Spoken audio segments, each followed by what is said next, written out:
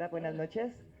Pues a nombre de Penguin Random House agradezco su presencia, pues cerrando con grandes estrellas aquí en esta mesa. Me siento muy honrada de poder compartir y escuchar tanto a Diane como a Beatriz hablar del libro Érase una vez la taberna de Swan. Y pues como saben, Diane Setterfield pues es una gran autora con una gran trayectoria. El cuento número 13 fue uno de sus grandes libros. Después vino El hombre que perseguía el tiempo, que también es otro librazo, donde mantiene esa oscuridad, esa pues justo la muerte que siempre está vagando.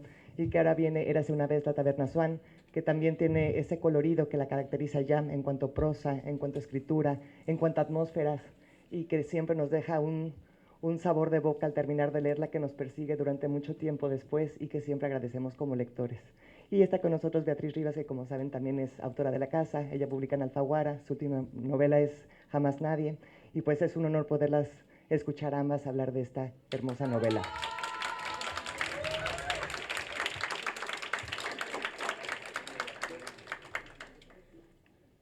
Buenas noches. Ya. Okay. Sí. Pues vengo a esta presentación como un acto meramente egoísta. Les voy a explicar por qué. Porque Diane me hizo a mí merita, a ver cómo traduces a mí merita, 2 enormes regalos y vengo a agradecérselos. El primer regalo que me hizo con este libro es que me obligó a regresar a mi infancia. Y el segundo es que leer Érase una vez la taberna de Swan me ayudó a destrabar la novela que estoy escribiendo ahora. Les voy a explicar por qué las dos cosas. El primer regalo. Mi madre es pintora y educadora. Desde que éramos pequeños acostumbraba a contarnos un cuento a la hora de la comida. A veces historias tradicionales y otras completamente inventadas por ella. Incluso nos preguntaba qué tema queríamos y si queríamos salir yo, mis hermanos o mis amigos como personajes. Y como todos los cuentos, para niños siempre comenzaba con un Érase una vez. Esta novela, de hecho, su título original en inglés es Once Upon a River. Y empieza la novela con Érase una vez. Bastaba escuchar esas palabras para que la magia de la ficción hiciera efecto en mí. Diane me regaló con esta novela el privilegio de hacerme sentir como una niña, emocionada ante la historia que comienza a desarrollarse desde las primeras páginas y con unas ganas enormes de seguir leyendo para saber cómo termina. Les garantizo que les va a pasar lo mismo a ustedes. Después de la segunda página no van a poder dejar de leerla. La novela está narrada como un cuento muy largo, son casi 600 páginas, pero se van literalmente como el agua. Y ya verán por qué digo como el agua. Te agarra, te seduce, te atrapa y no te deja salir. Su narrativa es ágil, atractiva, con un equilibrio perfecto entre la facilidad para leerla y la exigencia de un lector educado y ávido que va llenando los espacios en blanco que la autora deja. A mí me encantan los libros que hacen que los lectores pensemos, que tengamos un diálogo con ellos, que nos obliguen a construir un poco la historia. No me gustan los libros muy fáciles, pero tampoco me gustan esos libros complicados que parece que el autor hace especialmente complicados para que el lector no los entienda y el autor se sienta entonces muy intelectual. Esta novela tiene ese equilibrio perfecto entre una novela fácil de leer y una novela que nos exige como lectores. Comienza como todos los cuentos. Había una vez una taberna que descansaba tranquilamente en las orillas del Támesis y enseguida capta nuestra atención. Es una novela con un misterio, en realidad varios misterios y muchas historias individuales que se van entretejiendo de manera delicada y perfecta. Es como muchos afluentes de un río que se van uniendo y uniendo y uniendo hasta llegar a un río como el Támesis. No les echo a perder nada si les comento que este libro comienza con este misterio. Una noche de solsticio de invierno, época propicia para la magia, en la taberna de Swan, que como ya dije está en un pequeño pueblo inglés en la orilla del Támesis, se abre la puerta y entra un hombre herido, casi ahogado, que carga lo que parece ser una marioneta y enseguida se dan cuenta que es una niña ahogada, muerta. Cito: todos los cuerpos cuentan una historia, pero el cadáver de esta niña era una página en blanco, nos dice la escritora. La vida no había tenido tiempo de cincelarla. pero de pronto, vuelvo a citar, fue cuando sucedió. Resulta que la niña no está muerta, o más bien que revive. Es una especie de milagro. Nadie sabe quién es. Le calculan 4 años de edad, pero todos quieren que les pertenezca. Rita Sunday, que es una enfermera, que es un personaje maravilloso, que tiene como 35 años de edad y nunca tuvo un hijo, dice, si nadie la quiere, podría ser mía. Helen, que es otro personaje, también quiere que sea su hija, pues ella misma perdió una niña 2 años antes, una hija, y cree que es Amelia. Robin Armstrong cree que es su hija Alice. Lily White cree que es su hermana Anne. Y hasta el hombre que rescata a esta niña, que resulta ser fotógrafo, se encariña con ella. Entonces, toda la novela nos mantiene en esa incertidumbre de quién es la niña, qué hacía en el río, a quién le pertenece. Hay, por lo tanto, que ir resolviendo este misterio que se va desarrollando página tras página. Diane sabe muy bien cómo dejarnos picados, y cuando un pequeño misterio se resuelve, surge otro. Y también siempre nos va diciendo, ¿no? Tuvieron un plan o le dijo un secreto, y se dicen el secreto entre ellos, pero no nos dice el secreto a los lectores, ni el plan a los lectores, y eso nos obliga a seguir leyendo. La historia narra los acontecimientos que suceden durante un año, desde que encuentran a la niña, un año después, pero con una serie de flashbacks nos va contando la historia de cada uno de los personajes. La novela también es un pequeño tratado sobre la ficción, pues otro de los temas esenciales es el encanto y la maestría de contar historias. De hecho, la acción de la novela comienza con el hombre entrando a la taberna, pero la novela realmente empieza antes, cuando el narrador nos ubica precisamente en esa taberna, que es muy especial porque es un lugar donde suelen sobrar las palabras. Era donde la gente iba a contar historias. Digamos que es como una feria del libro de Guadalajara, pero en chiquito. Y habla mucho de esto, del arte de la ficción. Habla de dar color y vida a cualquier tipo de historia, ya fuese un cotilleo, un hecho histórico, un cuento tradicional, popular o fantástico. Tener esa habilidad de contar historias no es fácil, y Diane la tiene, y lo demuestra en cada una de estas 596 páginas. Como ella misma lo advierte, cuando alguien se apropia de una historia para contarla, tiene permiso para tomarse libertades. También agrega en cuanto a esto de la ficción, eran coleccionistas de palabras, creo que eso es lo que hacemos los escritores. Aguzaban el oído en busca de palabras especiales, extrañas, exóticas, únicas. También nos dice, un río no empieza en el nacimiento del que brota, igual que una historia no empieza en la primera página, y esto nos pasa con esa novela. Leemos la primera página, pero hay muchas historias detrás que van conformando esta gran historia o este gran río. Y oigan esta frase también.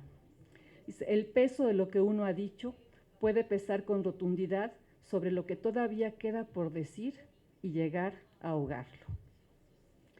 Setterfield tiene el don de construir personajes verosímiles y entrañables. Otros, extraños y exóticos, ya lo verán. Unos más que rayan en lo mítico. Sus descripciones son extraordinarias, no solo físicamente, sino de la manera de ser, del ambiente y de los escenarios. Están tan bien logrados que uno acaba haciéndose amiga de los personajes de esta enfermera maravillosa, uno acaba queriendo hablar con ellos. Es también un libro lleno de magia y fantasía, y vuelvo a citar.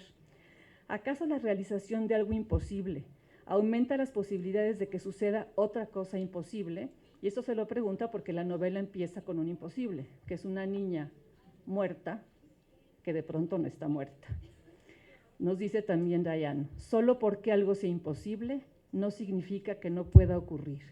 Y eso es precisamente la magia de la literatura. Es una novela entretenida, bien narrada, de fácil lectura, pero también con una sana dosis de exigencia al lector que debe volverse cómplice.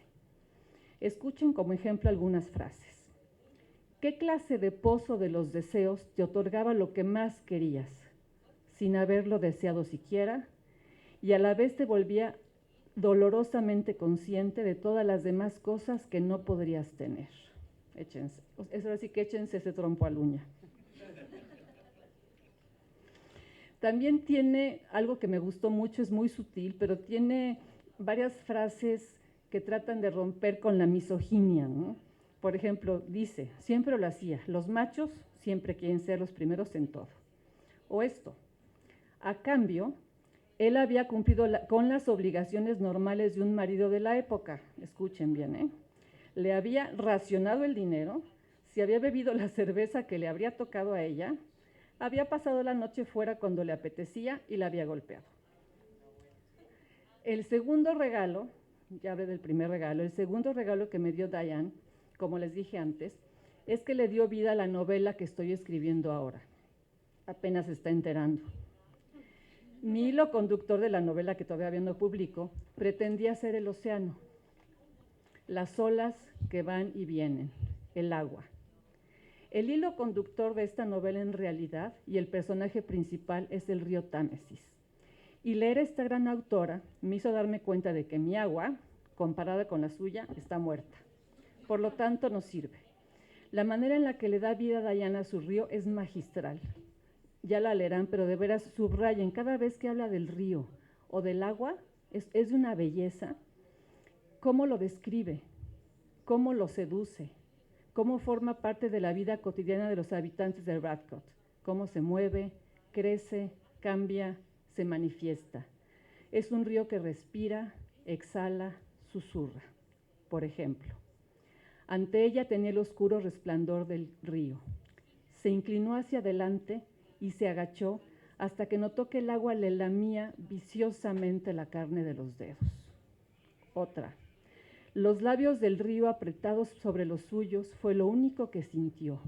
Eso y los dedos del río que le tapaban la nariz. Otra, una última, había extendido los brazos y el río se le había entregado con delicadeza. Lo que hace es un río vivo. No solo los personajes son vivos y verosímiles y entrañables, hace del río el personaje principal y es un río que realmente está vivo. Evidentemente, cuando cerré el libro, fui a mi computadora, puse delete y dije, tengo que reescribir mi novela. Ese es el segundo regalo. Y ahora que lo pienso, hay un tercer regalo, un río, precisamente un río. Conozco el Támesis, pero muero de ganas de volver a observarlo, pero ahora a través de la mirada de Diane. Así que pronto me verán hacer las maletas para ir a las orillas de este río entrañable que se ha convertido desde ahora en mi personaje favorito de la literatura. Para terminar, y después quiero hacer unas preguntas, les leo sobre este personaje tan vivo que he hecho mío.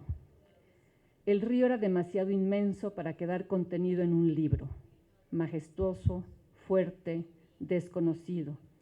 Se doblega con tolerancia a los quehaceres humanos hasta que decide no hacerlo más y entonces cualquier cosa puede ocurrir. Y como yo y todos nosotros tenemos nuestro propio río que atender, no me queda más que felicitar a Diane y agradecerle una vez más sus 3 valiosos regalos. Gracias y felicidades.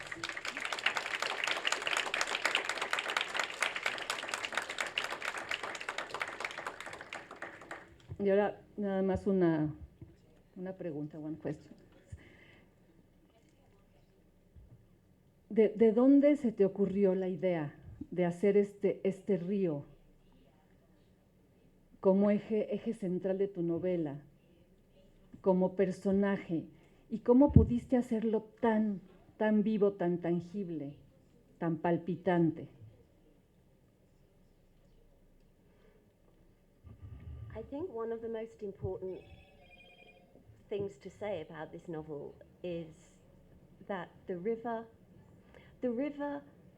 exerted a pull on me, because when I started writing this novel, I lived 200 or 300 miles away from the river.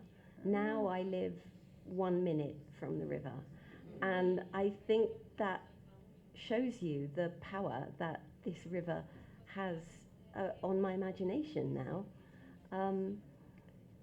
At the very beginning, I was remembering books that I've read in the past.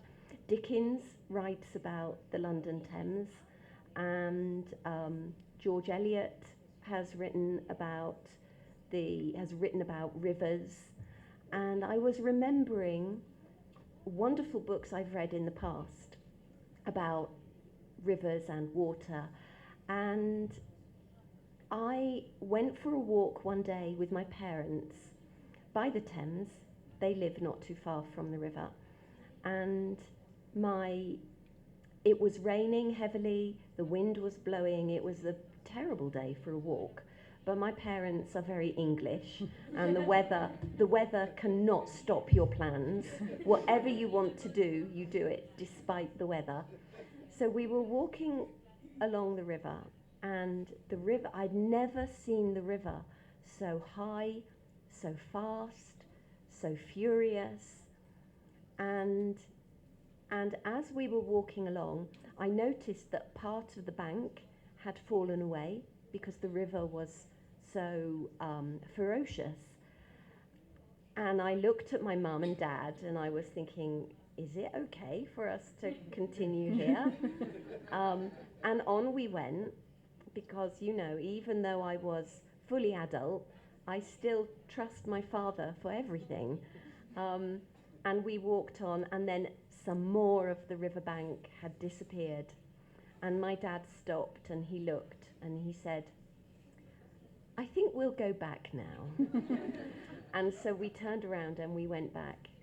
It was the first time in my life I had ever seen the river so powerful, and that was the first day the idea came into my mind, if you like, I think a very primitive idea, that the river is alive. The river is not simply a geological feature. The river is alive, and it doesn't necessarily want the same things that I want. The river has its own way of being and its own reason for being. And I became very aware of the force of the river.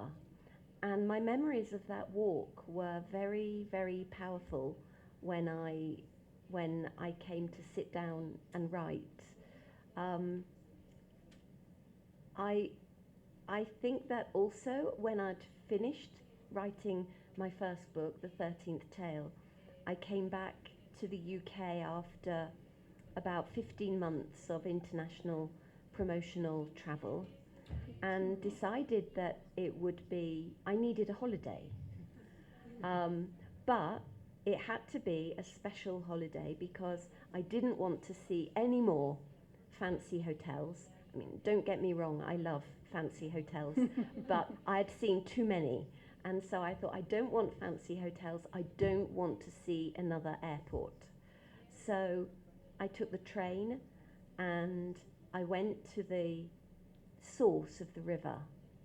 And then I walked to London, and it took about 2 weeks, and it was the most perfect way to decompress, to get my feet back on the ground after such a crazy time of seeing the success of my first book.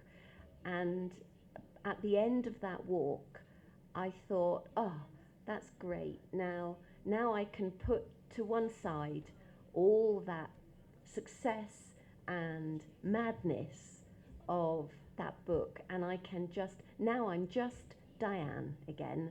Everything is normal. I've walked for 2 weeks solid. And by yourself? You can walk along a river by yourself because you can't get lost. I'm not very good at reading maps. And if I tried to do any other walk, I would turn right when I should be turning left. But a river helps you every inch of the way. And so I just followed the river, and that was the other thing that I got to know the river in its many different moods, and how quickly, from one minute to another, the river changes character, changes its nature. So all of that was something that was in my mind that could be put into the book. And I think at the beginning of writing, I thought, I need some really super clever, dazzling idea, something very novel that will help me put the river at the center of the book. But I didn't know what that idea was. I thought, well, okay, I'll start writing and this idea will come to me later on. And I wrote some pieces about some characters, and I turned my attention to some other characters, and then I began to see what the plot might be. And I wrote for several years to finish the book.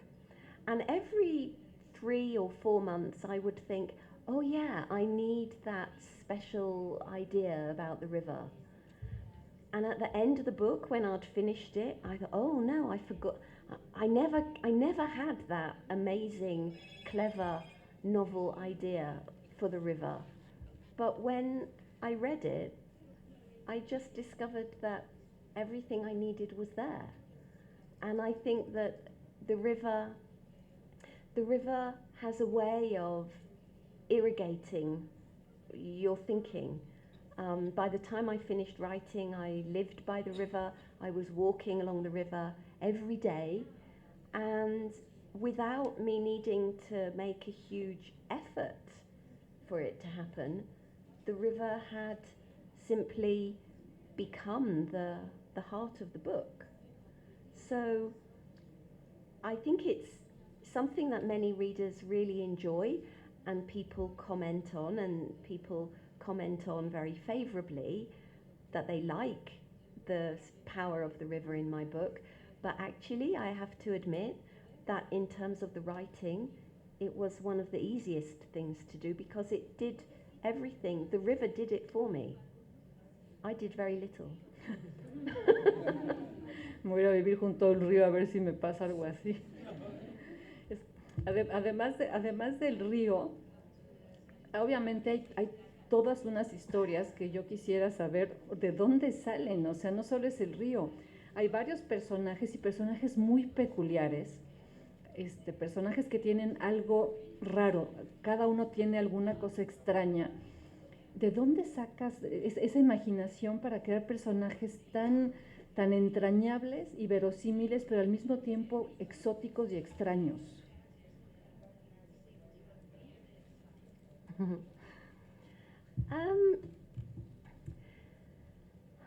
Do you know, I think no one in the world is ordinary. And if you meet someone and you think, well, there's a person who is completely ordinary, it's because you're not looking hard enough. And if you open your eyes and if you open your ears, every human being in the world has extraordinary and special qualities. So I think, like many writers, and you would probably say the same about yourself, that people who become writers in later life, they often begin as observers. They might be the kind of children who are quieter, who watch, the kind of child who will sit under a table so quietly that the grown-ups forget they're there, and therefore they get to hear the kind of conversations that maybe the adults didn't mean them to be listening to. And that kind of quality of quiet, still observation, I think I have the gift of being invisible, and that's I think that's the most useful skill any writer can have, because you just get to watch and listen. Spying, eavesdropping are my favourite hobbies. If I'm bored, I get the bus, put a hat on, and just listen to the conversations going on around me. And so although some of my characters might have something about them that makes them seem different, Jonathan, the son of the innkeepers, has Down syndrome, so he has something about him that sets him apart and makes him different. Armstrong, the farmer, is mixed race. His wife, Bess, has one eye that looks in the wrong direction and she wears a patch over her eye.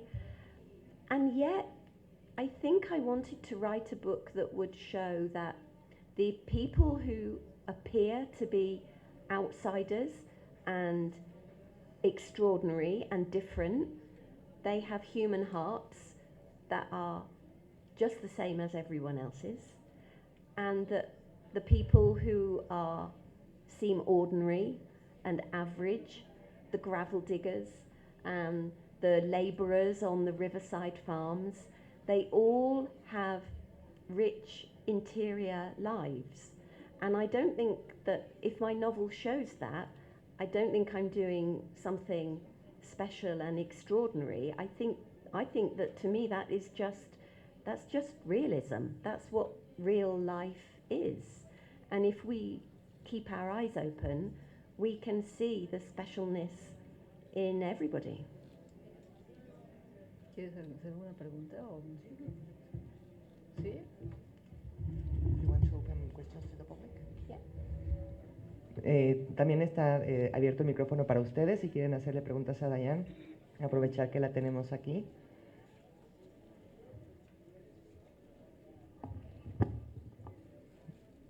¿Nadie? Ahora, Lo necesito, digo suficiente. con tu voz es Edecán. suficiente, yo creo. No, porque no lo voy a ir la Edecán. traductora. Ah, es verdad, no, falta la traductora, perdón.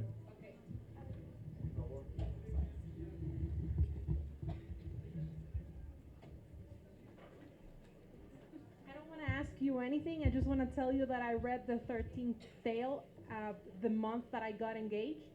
So it's a memory that I will forever cherish. Oh. Yes, that's what I wanted to tell you. And I'm looking forward to reading the new book. Te va a gustar, ya verás. No sé a quién se lo doy. Eso, otra cosa muy interesante de este libro es que hay partes en que se mezcla la realidad, digo, sabemos que es ficción, pero en que se mezcla la realidad con las fantasías, y a uno no le importa, o sea, uno como lector no te importa saber qué realmente sucedió. A la hora que, por ejemplo, revive la niña, que no les estoy echando a perder nada porque es al mero principio, de pronto la enfermera ella dice está muerta y después dice pues no está muerta, y la enfermera trata de explicarse de manera científica qué pudo haber pasado. Lo bello es que el lector no necesita las explicaciones. El lector nos creemos cada una de las cosas que está en la novela, sin importar si pueden haber sido reales o no. O sea, mezcla esta realidad con ficción de una manera muy bien hecha y nos deja de importar qué es parte de la realidad y qué es parte de la ficción. Creo que eso también está muy, muy bien logrado. Y hay otra frase que me encantó que dice: el propio río se entregaba encantado al placer y deleite del ser humano. Y hay una escena preciosa. Lo que pasa es que no quiero hablar mucho de la novela, porque como hay muchos misterios, si hablo de ciertas cosas, les voy a echar a perder los misterios, pero hay una escena entre dos personajes, una escena de amor muy bien hecha, porque en realidad es un trío. Es un trío amoroso porque son el personaje masculino, el personaje femenino y el río. O sea, el río es como parte de esta escena sexual amorosa y está tan bien logrado que realmente el río es un personaje muy importante, sino el central de la novela.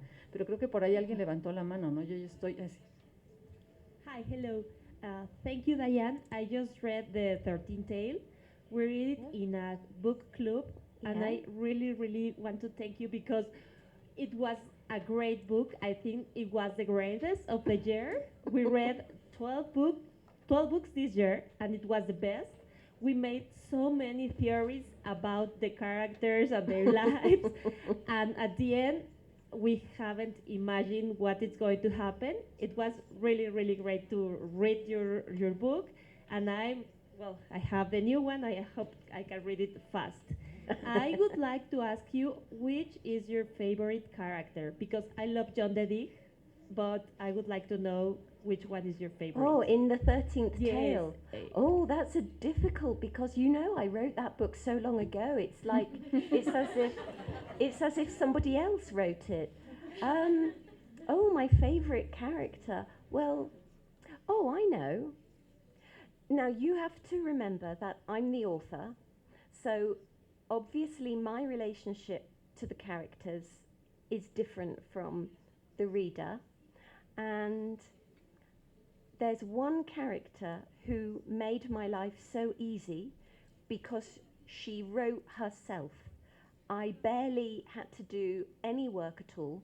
From the moment she first appeared on the page, she just took over and she did all the work.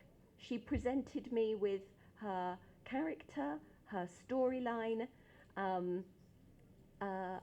in such a direct way that all I had to do was take dictation and copy down what she told me to write. And that character was Hester, the governess. But in Once Upon a River, there was another character who was exactly the same. And there's a little boy called Ben, and he's the son of the butcher. And he's one of those characters. He's a secondary character.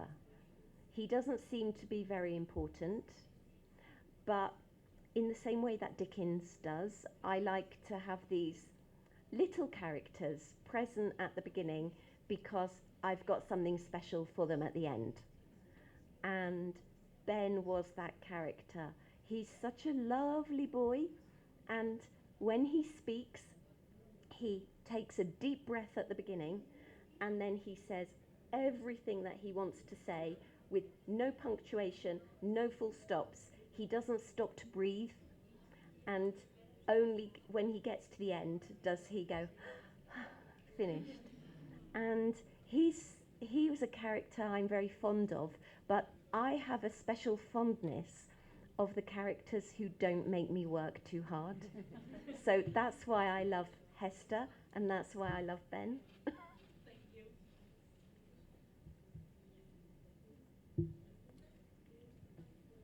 Hello. Hello. I have another question. It's related about Batman in Black. What's your favorite character in this book? Oh,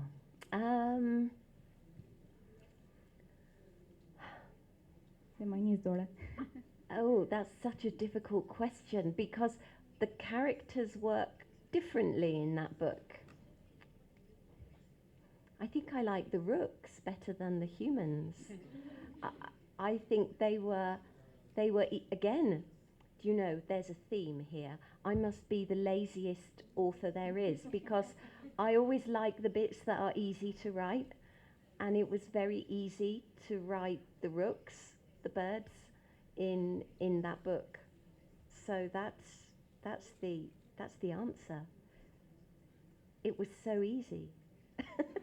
It was a lot of research, but having done the research, when that was finished, the writing was almost perfect first time. So that's a great help. And you know, there are other aspects of my novels that I have to really work on. There are some aspects of my novels that I might rewrite a dozen times before I'm satisfied. There are certain characters that I might write a whole first draft and get to the end and think, no, this is worse than if I hadn't written that character in at all. So I think that it's not really laziness, but I think that in a sense the writing of a novel is always uneven. You must think the same, I'm sure, that certain aspects come so naturally and so easily, and others you labour over forever and ever and ever, and even the week before you have to give it in, you're thinking, I don't know what to do with this. I don't know, it's too difficult. Why did I decide to do it? And when you look back afterwards, you have enormous fondness in your heart for those characters who helped you on the way, who made your life a little bit easier. Yeah, because otherwise, if it was all difficult, well, I don't know about you, but I wouldn't do it. I would, if all of it was difficult, I would just give up, because some days you just want to cry because you think it's all too hard. But yeah, so the bits that are easy are my favourites.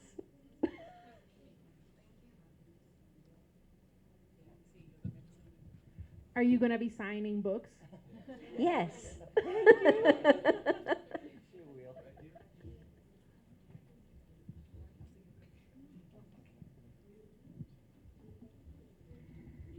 Mientras llega al micrófono otra pregunta, I have a question for you also, and it's about language. Because in your 3 books, the way you manage the language, it's like, en español, porque ya me voy a perder.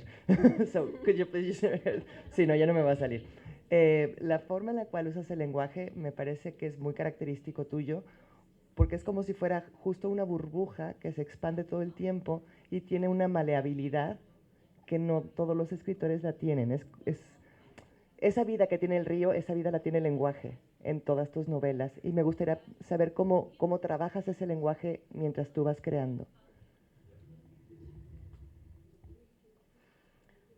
I think the answer is probably in reading. And I think there are a couple of aspects of that. And one is that I simply read so many books. I was the kind of child who never really, well, I didn't really talk very much until I was about 15 or 16. I wasn't, you know, it wasn't a psychological problem. It was just that I preferred reading books. And so I spent so much time reading, and so written language, I think when you do so much of something, it shapes the way you think. And I think it's inevitable that if you read so much, and I was very lucky, my parents were not very educated people. They both left school at 15, but they both really valued education, and they both loved reading and they loved stories. They're very intelligent people. They just didn't stay at school very long.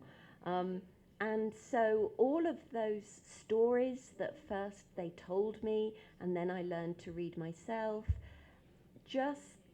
there was a seamless progression from the fairy tales of childhood into the books I read at school and the Old English, Chaucer. I remember reading Chaucer for the first time, and it's so old, it doesn't look like English, modern English at all. It's like a foreign language. And I can remember that for a short time, it was a struggle, and then it was as if the mist lifted, and suddenly I was in, and that old English language and the rhythms and the different ways of expressing things suddenly was completely clear to me. And I think when I studied French, that was the same. And there was a period when it was difficult, and then there was that wonderful moment when what was hard becomes easy. And my feeling is that if you study foreign languages, it gives you a clearer, better, more accurate sense of what is unique and special about your own. So I think maybe it's 2 factors, and one is simply that I read and I read and I read, and I absorbed so much good writing.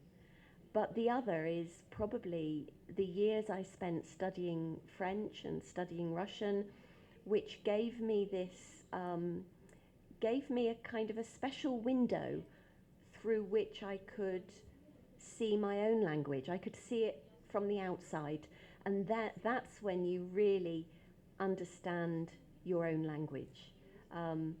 I think that outside Britain, it's very typical that people would speak more than one language. I mean, I see it here all the time. I'm speaking to you in English, you're not English, but you're nodding your head very intelligently. You understand what I'm saying perfectly well. Most British audiences can't do that with a foreign author.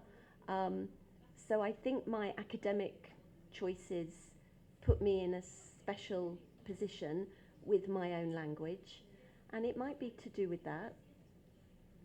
But there's something about the musicality of language which which, you know, when I'm writing, I don't listen to music because the words are already music. So I need to hear that music when I'm writing.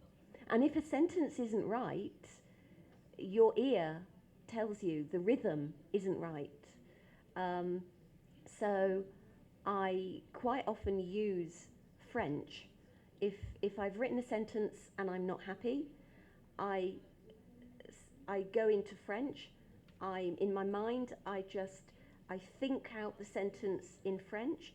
I can see the different ways you might translate it into French. And then from there, I can see a better way of reworking the English. So I think the ability to move between languages is quite useful.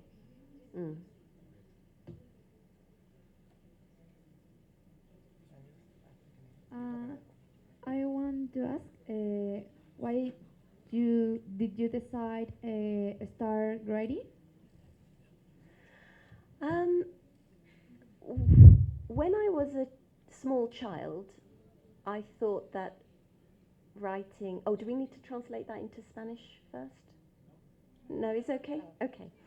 When I was a small child, I thought that writing stories must be the most astonishing thing to be able to do.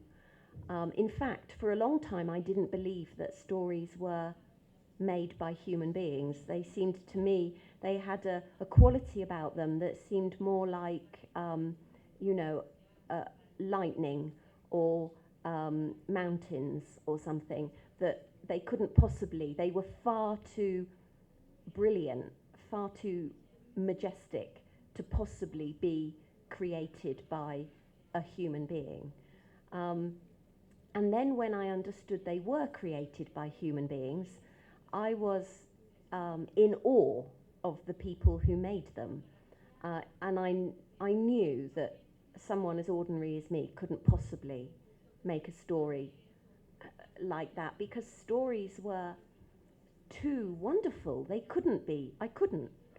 But it didn't matter. It didn't make me sad, because I just thought, well, I'll be a reader, you know, there's no greater pleasure. I'll be a reader for my whole life, and that's fine. I'll be very happy. If I can find a job where I can read books, then perfect. But much later on, I suppose when I was teaching in the university, I was a teacher of French literature. I discovered that my time for reading was growing smaller and smaller and smaller. And I spent so much time doing admin, going to meetings. The teaching was fine, I liked that. But the rest of my job, it took too much time. And I didn't have enough time to read. And I think I became depressed. And so I thought, no, I need to make a change. This job isn't right for me. And at about that time, two things happened that pushed me into writing. And one was that my cousin died, and she was my age, early 30s, far too young. And when I came back on the train, coming back from her funeral, I said to myself, you know, if there's something you really want to do, it's no good saying I'll do it when I retire. If you really want to do something, do it now. You don't know what's coming. So you have to live your life here, now, today. That was the first thing. And the second thing was that I was invited to a Christmas party. And it was in the north of England, in a town where all the women wore very high heels, except me. I was from the south.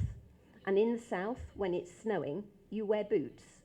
But in the north, if you're a girl, you wear high heels all the time for everything. So this party was in a house that was down a steep slope, and it was very icy.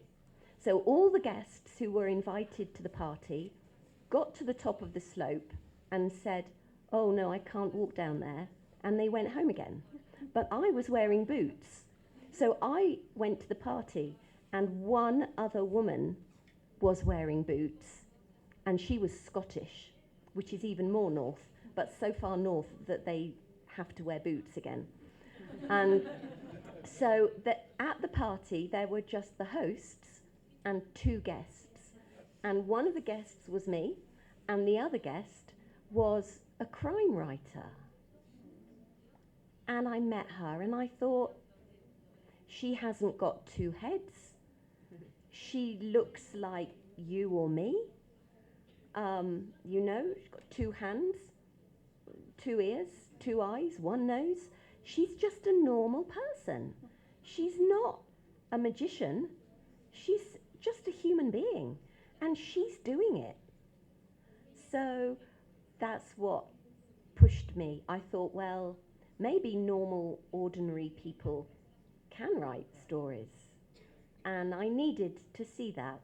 So that's what gave me the courage to do it. And I left my job, and my poor mother, was devastated. But 5 years later, Once Upon a River was in the 13th Tale was in the shops, and my mum was happy again. So she was only disappointed in me for 5 years.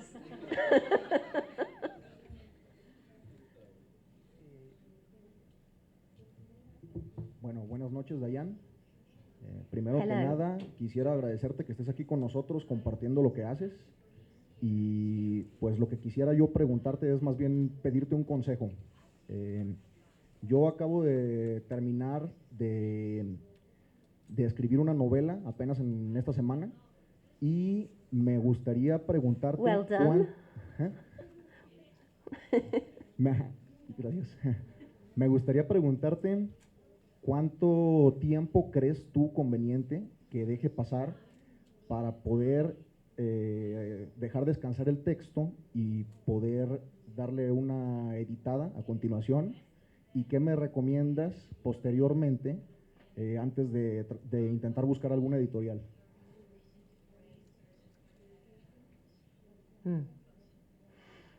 I think that the publishing world in the Anglophone countries works on a slightly different model to Mexico, and so I don't know if the advice if the way I did it would work here. I'll answer your second question first. In England, you have an agent first, but is this the same here? No. So that's not the best. Yeah. So I think probably the two systems don't match easily enough for me to be able to give you any useful tips. But certainly on the question of how long to put something aside for before you come back to it, my own feeling, when I was writing the 13th Tale, I put the book to one side for too long.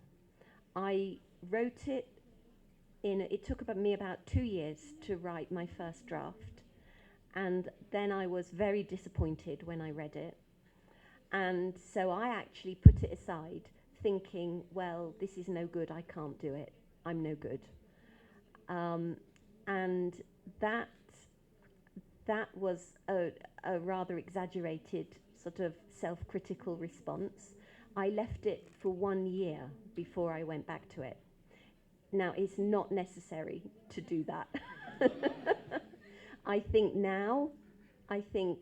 a period of a few weeks is probably enough. But in those few weeks, you should try and do things that completely take you away from the world of the book. So try to go somewhere different, go on holiday, or try to do something to change the everyday mode of your life. Do some things you don't normally do.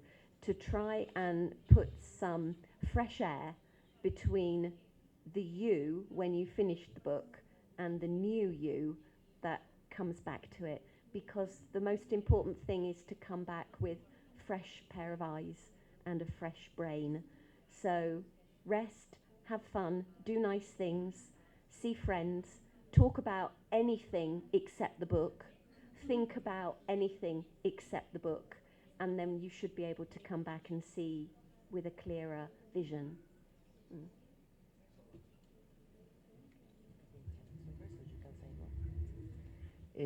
Pues yo creo que estamos a tiempo para que todavía nos firmen los libros. Agradecerles que hayan estado aquí. Beatriz, muchísimas gracias por tu texto. Diane, thank you so much. It's been beautiful to hear you this night. Y aquí va a firmar, así que buenas noches. Muchas gracias.